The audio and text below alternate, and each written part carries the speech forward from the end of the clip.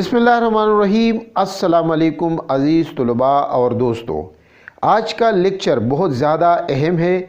आज का लेक्चर भी सेल प्रमोशन के हवाले से एक अहम मौजू, इस्लामी नुक्ते नज़र से अखलाकियात तिजारत क्या होती है, इससे क्या मुराद है।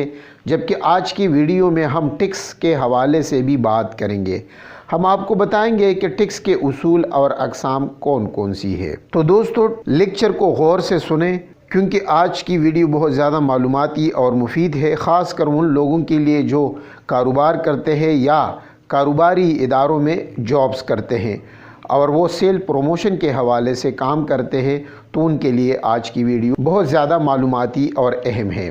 दोस्तों, इस्लामी नुक्ते नज़र से अखलाकियात तिजारत से क्या मुराद है। यूँ तो कस्ब माश की बहुत सी सूरतें हैं, लेकिन इनमें से तिजारत को ज़्यादा अहमियत हासिल है, इसीलिए कि तिजारत में ताजिर की तमाम जहनी सलाहियतें कारफरमा होती है। इंसान में जद्दोजहद की आदत पुख्ता हो जाती है।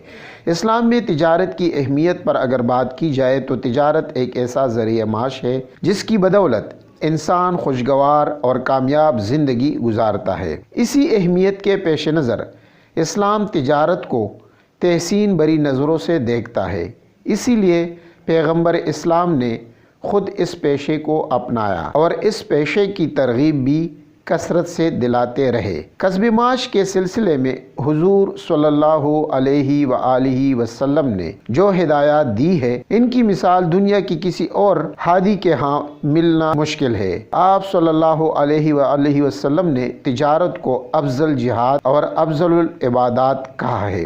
रिज़्क़ हलाल की फ़र्जियत, आप सल्लल्लाहु अलैहि व आलिहि वसल्लम ने फरमाया, फ़रीज़ा इलाही के इंजामदही के बाद सबसे अहम फ़रीज़ा रिज़्क़ हलाल की तलब है। हुज़ूर पाक सल्लल्लाहु अलैहि वसल्लम ने सिर्फ़ इस पर इक्तिफ़ा नहीं किया, बल्कि मज़ीद वाज़ेह अल्फाज में फ़रमाया, हलाल रिज़्क़ की तलब जिहाद है और तमाम अमलों में नेक अमाल हलाल रोज़ी कमाना है। एक और हदीस में फ़रमाया, रिज़्क़ हलाल की ख्वाहिश करना ऐसा ही है जैसा कि अल्लाह की राह में बहादुरी से लड़ना, और हलाल रोज़ी की तलब में जो शख़्स रात को तक कर सो जाता है तो इसी हालत में खुदा उससे खुश होता है, और जो शख्स हलाल रोज़ी की तलब में मर गया तो वो बख्श जाएगा। तिरमिज़ी की एक रिवायत में है कि सच्चा और अमीन ताजिर नबियों, सिद्दीक़ियों और शहीदों के साथ है। एक और हदीस में आप सल्लल्लाहु अलैहि व आलिहि वसल्लम ने फरमाया,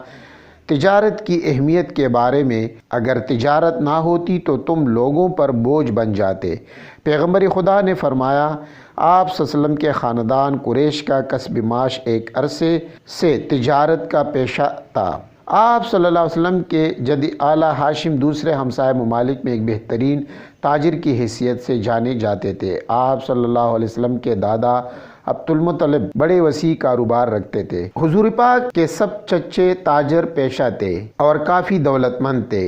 हुजूर पाक सल्लल्लाहु अलैहि वसल्लम बचपन में ही अपने चचा अबू तालिब के साथ तिजारती सफ़रों पर जाया करते थे और तिजारती मामलात का काफ़ी तजुर्बा हो चुका था। इसलिए सने रशद को पहुँचे तो तिजारत को ही अपना पेशा बनाया। उस वक़्त अरब में शराकती कारोबार का उरूज था, लिहाजा आप सल्लल्लाहु अलैहि वसल्लम ने भी शराकती तिजारत का फ़ैसला किया। आप सल्लल्लाहु अलैहि वसल्लम की अमानत व दियानत का आम चर्चा था। इस वजह से लोगों ने बग़ैर किसी तहकीक के अपना माल फ़रोख्त के लिए आप सल्लल्लाहु अलैहि वसल्लम के हवाले करना शुरू कर दिया। आपकी वसादत से कारोबार में ज़्यादा नफ़ा होने लगा। उस वक़्त नबी सल्लल्लाहु अलैहि वसल्लम की नेक नफीस खातून बीबी खुदैजा रज़ियल्लाहु ताला अन्हा को तमाम अरब ताजिरों में नुमाया हैसियत हासिल थी। वो बहुत वसी कारोबार की तनहा मालिक थी। आपका माल तिजारत तमाम कुरैश ताजिरों के माल से ज़्यादा होता था। حضرت خدیجہ رضی اللہ عنہ کی تاجرانہ صلاحیتوں کا سب کو اعتراف تھا۔ جب حضور پاک صلی اللہ علیہ وسلم کی دیانت و شرافت اور دیگر خوبیوں کا چرچا ان تک پہنچا تو انہوں نے حضور پاک صلی اللہ علیہ وسلم کو اپنے کاروبار میں شرکت کی دعوت دی، جسے حضور پاک صلی اللہ علیہ وسلم نے اپنا چچا کے مشورے سے قبول فرمایا۔ آپ کے حسن اخلاق سے کاروبار نے خوب ترقی کی اور حضرت خدیجہ رضی اللہ عنہ آپ سے اتنی متاثر ہوئی کہ نکاح کا پیغام بھیجا۔ نکاح کے بعد سارا کاروبار آپ نے سنبھالا اور اپنی ساری توجہ کاروبار کی طرف مبذول کر دی۔ اس وقت ذرائع آمد و رفت مفقود تھے، اس کے باوجود بھی آپ صلی اللہ علیہ وسلم دور دراز کے علاقوں میں مال تجارت لے کر جایا کرتے تھے۔ ایک موسم میں آپ شام، بصرہ اور ایشیا کوچک کی طرف اور دوسرے موسم میں یمن، بحرین، کویت اور مسقط وغیرہ مال کی خرید و فروخت کے لیے جایا کرتے تھے۔ آپ صلی اللہ علیہ وسلم کی ترقی کا راز جس نے آپ صلی اللہ علیہ وسلم کو ایک کامیاب تاجر بنایا، اس میں ہے کہ آپ دیانت و امانت، وفائے عہد، حسن اخلاق، حسن معاملہ اور محنت و تجربہ پایا جاتا تھا۔ آپ صلی اللہ علیہ وسلم اپنی دیانت و صداقت کے باعث شروع ہی سے الصادق اور امین مشہور ہو گئے تھے۔ تجارت کی آداب کے حوالے سے اگر بات کی جائے تو گاہک یا خریدار سے ہمیشہ حسن و سلوک سے پیش آنا چاہیے۔ خریدار کو یہ کبھی نہ کہنا چاہیے کہ یہ کیا خریدے گا، بس یوں ہی منہ اٹھائے چلا آیا ہے۔ اس قسم کی بد اخلاقی کاروبار کے لیے نقصان دہ اور اللہ تعالیٰ کی ناراضگی کا باعث بھی ہوتی ہے دوستو، کیونکہ اس سے گاہک کی دل آزاری ہوتی ہے۔ خریدار تو دکاندار کے لیے مہمان کی حیثیت رکھتا ہے، اس سے ہمیشہ مہمانوں ہی کی طرح پیش آنا چاہیے۔ قسمیں کھا کر اور دھوکہ دے کر مال بیچنا بھی ادب و تجارت کے خلاف ہے۔ مال کو کھلی جگہ رکھ کر بیچنا چاہیے تاکہ دھوکے کا امکان باقی نہ رہے۔ حضرت یونس ابن عبیدہ رضی اللہ عنہ آسمان پر بادل ہونے کی صورت میں اپنا مال نہ بیچتے کہ کہیں کوئی عیب دار چیز دھوکے میں نہ چلی جائے۔ اللہ تعالیٰ کے ہاں دھوکہ دینے والا مجرم ہے۔